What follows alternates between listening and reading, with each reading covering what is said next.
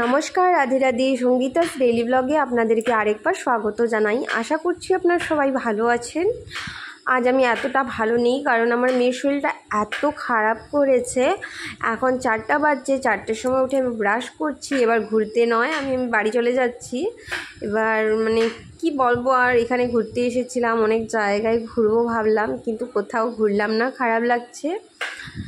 কি হয়েছে, আপনারা যারা যারা আমার লাস্ট ভিডিও দেখেছেন বুঝতেই পারবেন যে আমি কলকাতার যে ভিক্টোরিয়া মেমোরিয়ালে গেলাম, সেখান থেকে কোথাও যাইনি। আমি অনেক জায়গায় ঘুরতে যাওয়ার কথা ছিল, তো সেখান থেকে বেরোলাম। বেরিয়ে আমরা হাওড়া ব্রিজ গেলাম। হাওড়া ব্রিজ থেকে মেট্রো ট্রেনটা ধরেই রুমে এসে পড়েছি।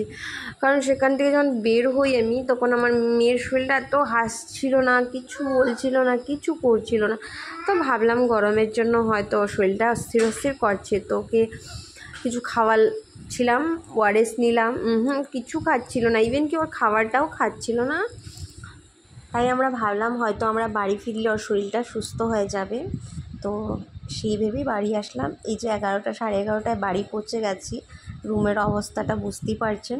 পুরো কালকে ঠিক করব। ভিডিওটা ভালো লাগলে লাইক, শেয়ার, সাবস্ক্রাইব করে দেবেন। ভালো থাকুন, সুস্থ থাকুন, সাবধানে থাকুন।